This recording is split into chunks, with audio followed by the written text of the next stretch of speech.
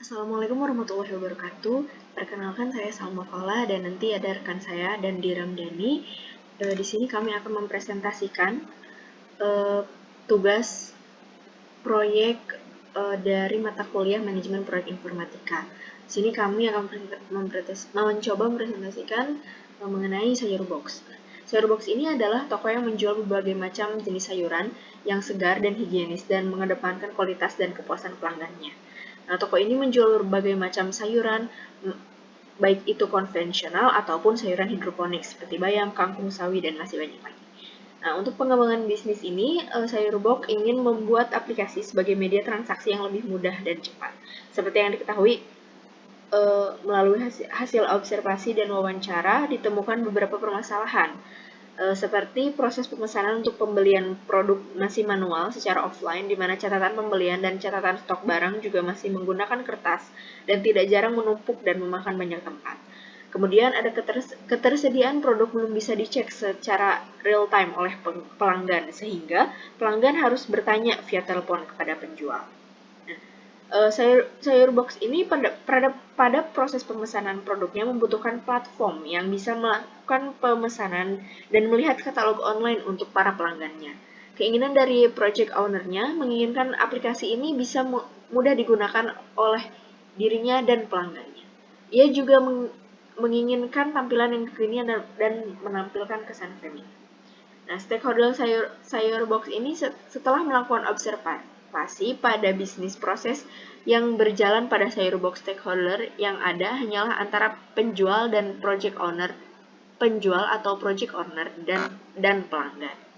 Aplikasi sayur box ini bisa beroperasi dengan mobile phone seperti Android smartphone yang terkoneksi dengan internet.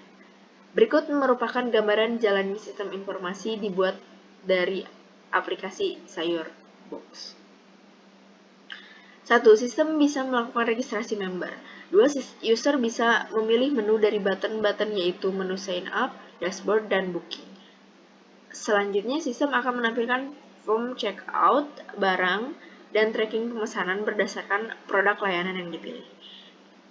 Jadi kesimpulannya, aplikasi Sayurbox ini dibuat berdasarkan analisis-analisis sistem yang dibutuhkan oleh proses bisnis yang berjalan di Sayurbox dengan dibuatkan sistem baru.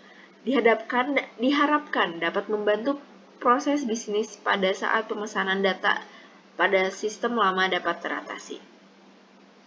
Nah, fungsi atau kegunaan dari aplikasi Sayurbox ini yaitu sebagai pengelolaan data produk, data transaksi, dan daftar order.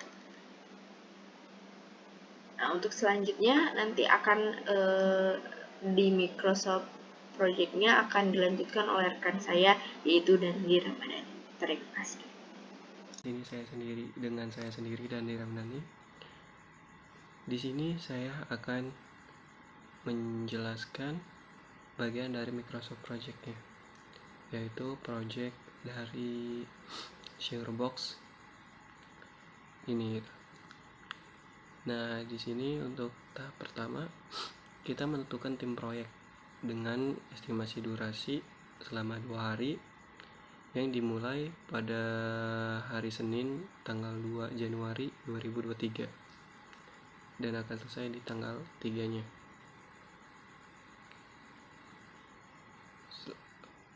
Yang dikerjakan bersama project manager. Jadi kita ada diskusi dengan project manager.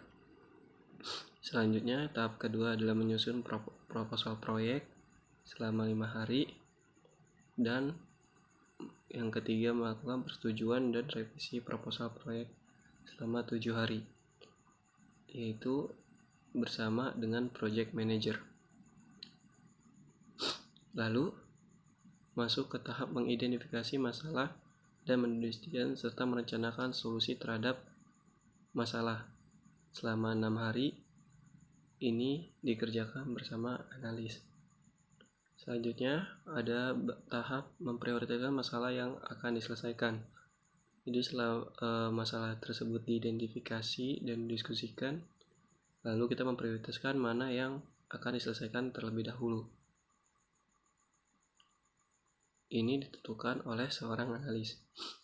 Selanjutnya adalah menentukan tools yang akan digunakan untuk membangun aplikasi tersebut, yaitu dikerjakan bersama analis juga selama 2 hari. Selanjutnya kita merancang ada basis data, lalu prosesnya, dan desain user interface.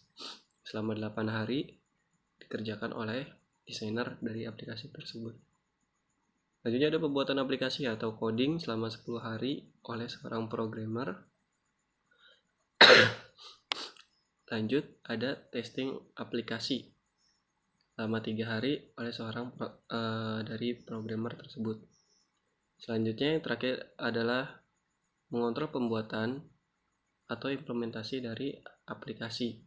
Jadi selama proses pembuatan aplikasi dan coding ini sampai aplikasi tersebut layak untuk dikeluarkan, maka prosesnya diperlukan pengontrolan dalam pembuatan aplikasi tersebut oleh seorang programmer. Jadi seorang programmer tetap harus mengecek dari pembuatan aplikasi tersebut. Untuk diagramnya, menentukan tim proyek, menyusun proposal proyek, persetujuan dan revisi proposal proyek, mengidentifikasi masalah dan mendiskusikannya, lalu ada mempresentasikan masalahnya, menentukan tools yang digunakan, menyusun proposal, lalu menentukan tools, merancang basis data, pembuatan aplikasi atau coding yang dilakukan dengan pengontrolan, dan diakhiri oleh testing sehingga aplikasi tersebut dapat diselesaikan dengan baik. Terima kasih. Cukup sekian penjelasan Gantt chart dari kelompok kami.